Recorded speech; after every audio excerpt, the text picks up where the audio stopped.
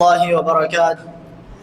الحمد لله الذي لم يتخذ ولدا ولم يكن له شريك في الملك ولم يكن له ولي من الذل وكبره تكبيرا. قال الله تعالى: والذين هم عن اللغو معرضون.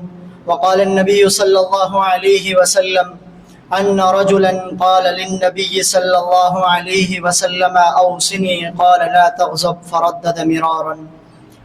سامعین محترم، اسلام ایک مکمل ضابطۂ حیات ہے جو انسان کو بولنے اور خاموش رہنے دونوں کا سلیقہ سکھاتا ہے۔ زبان ایک عظیم نعمت بھی ہے اور ایک خطرناک ہتھیار بھی، اسی لیے شریعت ہمیں سکھاتی ہے کہ کب بولنا ہے اور کب خاموش رہنا ہے۔ میرے بھائیوں، آج کا میرا موضوع کن اوقات میں خاموش رہنا بہتر ہے۔ پہلا موقع، جب بات بے فضول کی ہو۔ قرآن مجید میں رب العالمین مومنین کی صفات کو بیان کرتے ہوئے فرماتے ہیں: والذین هم عن اللغو معرضون، وہ لوگ جو فضول باتوں سے گریز کرتے ہیں۔ اسی طرح حضرت ابو ہریرہ رضی اللہ عنہ سے مروی ہے، ترمذی کی روایت ہے، وہ فرماتے ہیں کہ آپ علیہ السلام نے فرمایا: من حسن اسلام المرء ترکہ ما لا یعنیہ، کہ آدمی کے اسلام کی خوبی ہے کہ وہ ان چیزوں سے دور رہے کہ جو اس کے کام کی نہ ہو، ایسی چیزوں سے جان چھڑائے کہ جس چیزوں کا اس کے ساتھ کوئی تعلق ہی نہ ہو۔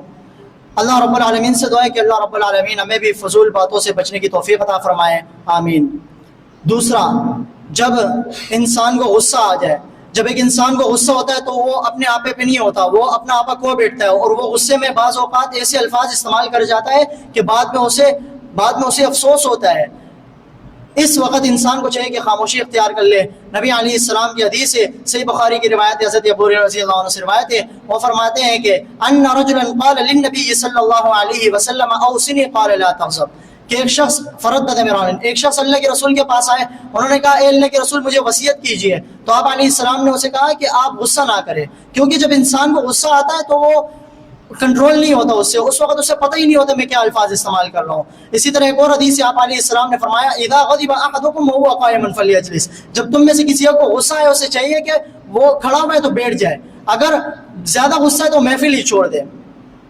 ایک واقعہ مشہور ملتا ہے، کتب حدیث میں تو موجود نہیں ہے، حضرت علی کے حوالے سے، کہ حضرت علی کے چہرے مبارک پر کسی جنگ میں ایک شخص نے تھوک دیا تو آپ نے فوراً اسے چھوڑ دیا، اور آپ نے یہ بھی کہا کہ اگر میں اس کو ابھی قتل کرتا تو یہ میری ذات کے لیے ہوتا، نہ کہ اللہ رب العالمین کے لیے۔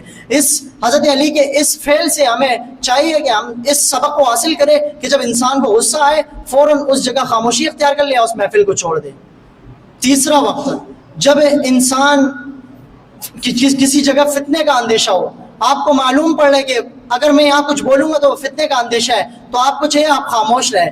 کتاب الفتن صحیح بخاری میں حضرت عثمان بن عفان رضی اللہ عنہ کے بارے میں مروی ہے کہ انہوں نے اتنے فتنے کے دور میں بھی خاموشی اختیار کی اور صبر کیا، اور آپ کی یہ خاموشی امت مسلمہ کے بڑے فساد کو روکنے کے لیے تھی۔ تو حضرت عثمان کے اس فعل سے ہمیں سبق ملتا ہے کہ جب فتنے کا اندیشہ ہو، آپ کو معلوم پڑ رہا ہو کہ یہاں فتنہ پھیل سکتا ہے میری ایسی کوئی کسی بات سے، تو آپ کو چاہیے آپ خاموشی اختیار کر لیں۔ چوتھا وقت، جب غیبت ہو رہی ہو۔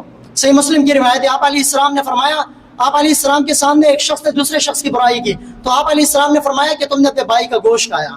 اسی طرح قرآن مجید کی آیت سورہ حجرات میں اللہ رب العالمین کا فرمان ہے: وَلَا يَغْتَبْ بَعْضُكُمْ بَعْضًا أَيُحِبُّ أَحَدُكُمْ أَن يَأْكُلَ لَحْمَ أَخِيهِ مَيْتًا فَكَرِهْتُمُوهُ. کہ تم میں سے کوئی اپنے بھائی کی غیبت نہ کرے، آپس میں اپنے بھائیوں کی غیبت نہ کرو۔ کیا تم میں سے کوئی ایک پسند کرتا ہے کہ وہ اپنے مردہ بھائی کا گوشت کھا لے؟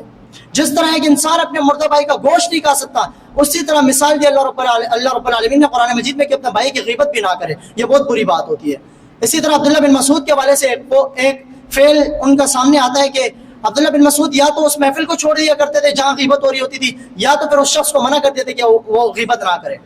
پانچواں، یا تو بھلائی کا کام کرے یا خاموش رہے۔ ایک شخص ہے جو مومن ہے، وہ کسی ایسی جگہ جاتا ہے جہاں نان مسلم زیادہ رہتے ہیں، اب وہاں وہ دین کا کام کرے، اور وہاں اس کو ایسا محسوس ہوتا ہے اگر میں یہاں کچھ کروں گا، یا خاندان میں وہ دین کا کام کرتا ہے یا کسی علاقے میں، اور اس کو وہاں محسوس ہوتا ہے کہ یہاں میری جان کو خطرہ ہے، تو اللہ کے رسول کی حدیث ہے صحیح بخاری میں، اللہ کے رسول نے فرمایا: من کان یؤمن باللہ والیوم الاخر فلیقل خیرا او لیصمت. کہ جو شخص اللہ رب العالمین اور قیامت کے دن پر ایمان رکھتے ہے، اسے چاہیے کہ وہ بھلائی کا کام کرے، اگر اس کو خوف ہو رہا ہے اس کی جان کا تو اسے چاہیے خاموش رہے۔ دین اسلام نے یہاں دو طریقے بتائے، ایک دین کا کام کرنے کو، لیکن اگر آپ کو خوف ہو رہا ہے اپنی جان کا کہ آپ کی جان جا سکتی ہے تو آپ وہاں خاموش رہیں۔ اسی طرح چھٹا اور آخری وقت جب انسان کو کسی چیز کا علم نہ ہو، کسی بات کا علم نہ ہو، قرآن مجید میں اللہ رب العالمین کا فرمان ہے وَلَا تَقْفُ مَا لَيْسَ لَكَ بِهِ عِلْمٌ، آپ اس چیز کو چھوڑ دیں جس کا آپ کو علم ہی نہیں ہے، آپ اس چیز کے پیچھے پڑے ہی نہیں۔